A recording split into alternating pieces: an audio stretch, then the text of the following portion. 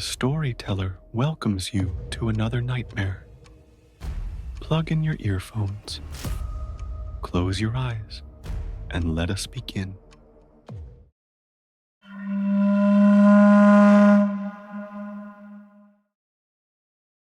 Do you ever wonder if something followed you back from a dream? I do. Every time I close my eyes, I feel her, closer, watching. It all started the night I played the elevator game. The doors opened, but it wasn't the lobby. It looked like my floor, but all the lights were off. Every hallway was dead silent and cold, so cold. I stepped out just for a second. That's when I heard it, the faint click of bare feet behind me, wet, slapping slowly on the tile. I turned around. No one was there, but I wasn't alone. I know what you're thinking. Why would anyone play that stupid game? Started as a joke. My friend Erica had just gotten obsessed with urban legends, creepypasta, and internet horror challenges. She read about the elevator game on a dark forum. Not Reddit, something older, weirder. The instructions were simple. Go to a building with at least 10 floors. Enter the elevator alone. Press the floors in a specific order: 4, 2, 6, 2, 10, 5. And if you do it right, a woman gets on at the 5th floor. You're not supposed to look at her. You're not supposed to speak to her, because she's not human. Then the elevator goes to the 10th floor. But if you step out, you're not in this world anymore, just a shadow of it. I didn't believe in any of it, but Erica dared me. We were staying at this old hotel in Koreatown, LA, 10 floors, weird layout, no security cameras in the elevators. Perfect setup. It was 2:33 a.m. when I pressed the first button. 4, 2, 6. Everything was normal. At floor 5, the elevator stopped. The doors opened, and she walked in. She looked wrong. Her hair was black and tangled, like it hadn't been brushed in days. Her skin was too pale. Her clothes looked wet, like she'd just come in from the rain. But what I remember most were her eyes. I didn't look directly, just enough to glimpse her reflection in the metal panel. Her eyes were wide and staring right at me, smiling. I tried not to panic. I kept looking at the floor. The numbers ticked up. Then the elevator stopped at 10. The doors opened. I don't know what I expected. Fire? A void? Monsters? But it looked like the same hallway as before. Almost. Except everything was off. The lights buzzed a little too loudly. The air smelled like mildew and metal, and the carpet was damp. I was about to press the door close button, but then I heard her whisper, "Don't leave me." I looked. I know, I wasn't supposed to look, but I did. And her face, it wasn't human anymore. I slammed the button for the lobby, pressed it over and over. The doors closed. I made it back, or at least I thought I did. But ever since that night, I've been wrong. I hear scratching on the walls when I sleep. I see reflections in mirrors that aren't mine. I dream of hallways, endless hotel corridors where the lights flicker and she follows me barefoot, her mouth open, like she's trying to scream but no sound comes out. Every dream ends with her getting closer. Erica laughed when I told her.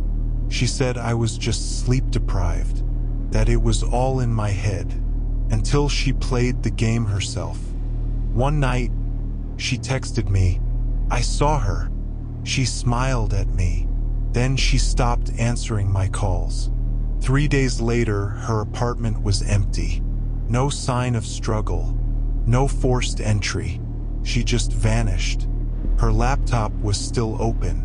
A file on her desktop said, "Don't play again." Inside it, A journal. The last entry read, "I see her in my dreams now. She's closer each time." I started keeping track of my dreams too. Same hallway, same carpet, same flickering lights. Each night I run, but she's always closer. Sometimes I feel her hand brush against my back. Once, I woke up with a scratch on my shoulder. 3 long fingernail marks. Bleeding. Doctors said I probably did it in my sleep. But I don't sleep on my back. Here's the part that keeps me up. A few nights ago, I dreamed I was back in that elevator. Only this time, she wasn't there. I was alone. But when the doors opened, I didn't recognize anything. Not the hallway, not the hotel, not even the sky outside. It was black, like the sky had been sucked away, and someone else was waiting in the hallway. A shadow, a second figure. I think the game doesn't just let her in. It lets others in too. I don't think I ever really came back. The world looks the same, but I feel off like I'm stuck between layers, trapped in a copy of the place I came from. The dreams keep getting longer, and the scratches, they're not just on me anymore. I found one on my bedroom wall. 3 long claw marks, carved deep into the paint. I haven't slept in 2 nights. I'm afraid if I do, she'll catch me. So if you're watching this, don't play the elevator game. It's not a game. It's an invitation. And once you open that door, you can't close it. Not alone.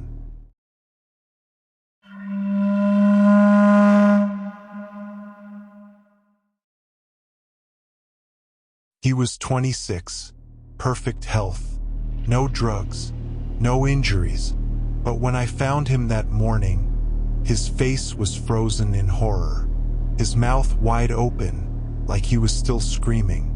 His heart just stopped. That was my brother. And no one, not the doctors, not the coroner, not even God, could tell me why. But I know what happened, because 2 nights later, it came for me too. My family is Hmong. We came to the US from Laos in the late 1970s. Refugees of a war no one talks about anymore. We grew up poor, quiet, trying to blend in. My brother, too, was the brave one, always pushing boundaries. Me, I stayed close to home. But our grandmother, she brought something with her when we left. Something old, something dark. She called it Dabtsog, the night spirit. She said it waits until you're asleep. Then it climbs onto your chest, pins you down, and, if it likes you enough, keeps your soul. We all thought it was folklore, superstition, until people in our community started dying. In their sleep, screaming. The night 2 died, we had dinner like normal. He was cracking jokes, making fun of my hair like always. He went to bed around 11. I stayed up playing games in the living room. Around 2 a.m., I heard him make a sound, like a gasp. I paused my game, listened. Nothing. Then, a few seconds later, a horrible scream. I ran to his room and found him thrashing in bed. His arms were stiff, eyes wide open but not seeing me. He was choking. I grabbed him, yelled his name. But by the time I called 911, it was too late. The paramedics said he died of cardiac arrest. No prior condition, no explanation. It happens sometimes, they said, but it doesn't. Not like this. The first night after his funeral, I couldn't sleep. I kept thinking about his face, that frozen look of terror. I ended up falling asleep just after 3 a.m. That's when it started. I was dreaming, but I was awake. I was lying in bed, but I couldn't move, couldn't speak. My eyes were open, but everything around me felt wrong. The room was darker than it should have been, heavy, And then I felt it, the weight. Something climbed onto my chest, slowly, like a person kneeling on top of me. I tried to scream. Nothing came out. It was cold, freezing, and its hands, I felt them grip my wrists. I couldn't see its face, just a shape, a shadow that pulsed like it was breathing or feeding. And then I heard it, a voice, not out loud, but inside my head. He screamed louder than you. My blood ran cold. I knew what it was, Dabzog. I'd heard the elders talk about it when I was a kid. They said it came for the strong first. The ones who challenged it came for two. And now, it had found me. I woke up gasping, drenched in sweat. My chest ached. I felt bruises forming on my ribs. It was just sleep paralysis, I told myself. A nightmare, trauma. But when I lifted my shirt, there were marks. Faint, finger-shaped bruises, like someone had pressed into me hard. I didn't tell anyone, not yet, but that night, I didn't sleep at all. And the next night, same thing. The weight, the hands, the voice. He ran, but you stayed. After a week of this, I went to see an old shaman, one of the last in our community. He didn't laugh. He didn't call me crazy. He just nodded and said, "It remembers your family, tasted your blood. It comes to finish what it started." I begged him to stop it. He gave me some herbs, some chants, told me not to sleep alone, not to sleep facing the door. I did everything he said, and for a while, it stopped. 3 months went by. I thought I was safe. Then one night, I dozed off on the couch, just for a second, and I was back in that dream space. The dark room, the weight, but this time, spoke clearly. "Your brother tried to run. You know what happens next." Then I saw something new, too. He was standing at the end of the hallway, pale, eyes sunken, mouth stitched shut. He raised a hand, trembling, and pointed behind me. I turned, and it was there, closer, taller, his face now visible. No eyes, just skin stretched too tight. Its mouth was an open void, hissing like a broken pipe. I felt my chest cave in. My ribs buckled. My heart felt like it stopped. And then, darkness. When I woke up, I was on the floor. I passed out. There was blood on my pillow. My nose had bled while I slept. My heart was racing, skipping beats. I went to the hospital. They said it was just stress. But I knew. It had almost taken me.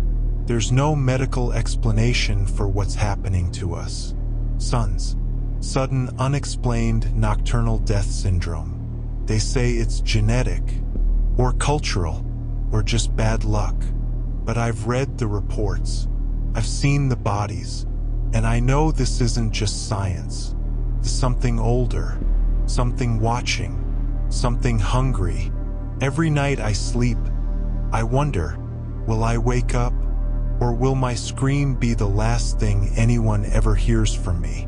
So if you ever feel that weight on your chest, if you ever see something crawling toward you in your dreams, don't let it speak.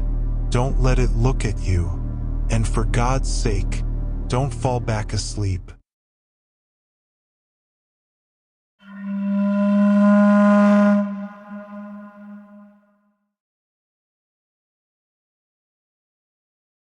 I watched him die, not once, not twice, 7 times. The same accident, same scream, same blood, same final look in his eyes, frozen in fear. And when it really happened, the only difference was that I wasn't asleep. This is the part that still haunts me. I knew he was going to die, and no one believed me, not even him. It started with a dream, 1 week before the crash. just after midnight. I remember because I had just finished folding laundry and climbed into bed. I was exhausted, but the second I closed my eyes, I was somewhere else. I saw a road, empty, wet like it had just rained. A red car, his car, crumpled against a tree. The windshield was shattered, and inside his body slumped forward, blood on the steering wheel. The radio still playing something soft and slow. And then I heard it, his scream, short, sharp, and then silence. I woke up gasping, drenched in sweat. It was so real I could smell the smoke. I didn't think much of it at first. Everyone has nightmares. But then it happened again, and again. 7 nights in a row. The same dream, the same crash, the same details. His phone screen cracked, face down on the passenger seat. The dashboard clock always frozen at 6:17. The smell of burning rubber. The haunting sound of metal tearing like paper. Every time I woke up, I felt like I had watched him die, and I couldn't do it anymore. On the 4th night, I finally told him. Please, I begged, don't go on the trip. He was supposed to drive upstate for a work meeting 3 hours each way. All back roads, mostly woods. He laughed, told me I'd been watching too many horror movies. But I wasn't joking. My hands were shaking. I was crying. He pulled me close and whispered, I'm not going to die, babe. Dreams aren't real. But they were. They were getting more real. By the 6th night, I wasn't just watching the crash anymore. I was inside the car, sitting in the passenger seat, screaming his name, reaching for the wheel. But I couldn't stop it. Couldn't touch anything. Just frozen, forced to watch it all play out. It always ended the same. The tree, the crunch of bone and glass, that awful scream. 6:17. The 7th night, I didn't sleep at all. I stayed awake, pacing, drinking coffee, staring at him while he slept next to me, completely at peace. It was the last time I ever saw him alive. He left that morning at 5:45 a.m. I begged him one last time. Please, don't go. He smiled, kissed my forehead, and said, I'll be home before dinner. I promise. I watched him pull out of the driveway, and as soon as he turned the corner, my chest tightened. Something was wrong. I could feel it, like the air itself was heavy. Like something had been decided and there was nothing I could do to stop it. The phone rang at exactly 6:17 p.m. I knew before I answered. It was the police. Single car crash. Tree impact. Rural road. Red Honda. He died on impact. I didn't scream. I didn't cry. I just collapsed. Because I had already seen it. I had seen it 7 times. They let me see the car later. It was exactly as I saw in my dreams. Windshield cracked like a spiderweb. Phone screen shattered. Dashboard clock stuck at 6:17. The investigator said something strange.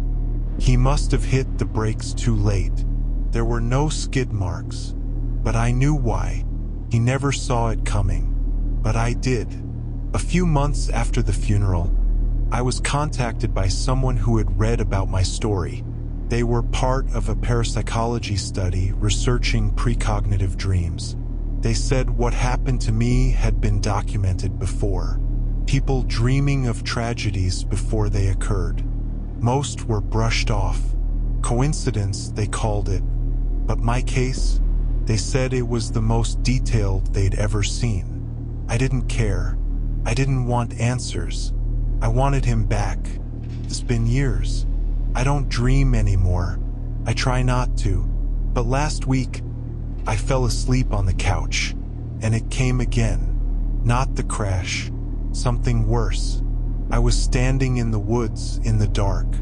The car was gone, but I saw him, standing beside the tree, face pale, eyes wide.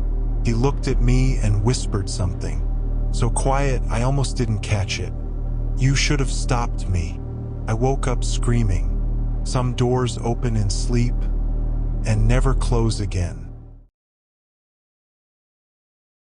Before we move on to the next story, if you like true scary stories, please subscribe to Storyteller and click the bell icon for more creepy tales every week.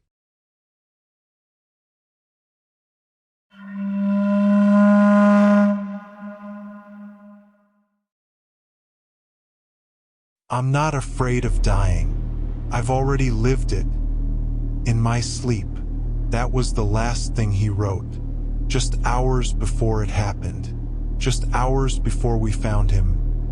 Crushed, buried, alone. And the most terrifying part? He predicted it. In perfect, horrifying detail. Every single night. His name was James Whitby. We were both students at a university in the south of England.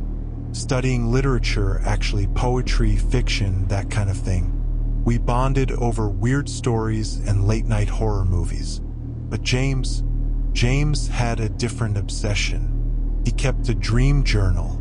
Every morning, religiously, he'd wake up and write down everything he could remember. First, it was harmless. Floating teeth, faceless people, the usual surreal nonsense. But then the dreams changed. One morning, I saw him staring blankly at his notebook. Pale, not blinking. I asked what was wrong. He said, "I dreamed I was in a box. No light, couldn't move, couldn't scream, and I heard shovels." He laughed it off, nervously. Said maybe he just watched too much horror before bed. But from that night on, the dreams got worse, and he wrote everything down. Here's what I remember from his entries. Dream 3, dirt in my mouth, can't spit it out, something breathing with me underground. Dream 5, I try to claw my way up, my fingernails peel off. The coffin doesn't budge. Dream 7. I'm not dead. I just wish I was. By the second week, he stopped sleeping properly. Would stay awake until 4, 5 in the morning. Then crash for an hour and wake up screaming. He told me, "It's like I'm rehearsing for something." I told him to stop writing the dreams down. But he said that was the only thing keeping him sane. Around that time, a few of us planned a weekend trip to the Peak District. A hiking escape, cliffs, forests, even some shallow cave systems. I was shocked James wanted to come. He hadn't left the dorm in days. But he said something weird. Maybe if I face it, it'll stop. That night, he stayed up writing one more entry. I saw the final page hours before we left. It said, "If this is the last one, I'm okay with that." And underneath that, scratched into the paper so hard it nearly tore, "I hear dirt hitting the coffin." The hike was normal, beautiful actually, until James wandered off near a rocky outcrop. He saw a narrow cave opening, barely wide enough to crawl through, and insisted on checking it out. We called after him. He just waved and laughed. "Don't worry, I've already dreamed worse." He slid in, flashlight in hand. That was the last time I saw him alive. It happened so fast. There was this muffled cracking sound, like something shifting underground. And then, a deep, echoing thud, followed by total silence. We screamed his name, crawled as far in as we could. But all we saw was broken stone, dust, and blackness. The cave had collapsed. Search and rescue teams came that evening. It took 6 hours to clear the debris. They found him, curled in a fetal position, crushed beneath slabs of rock. No sign he had screamed, no sign he had tried to move, just still, almost peaceful. But his notebook was with him.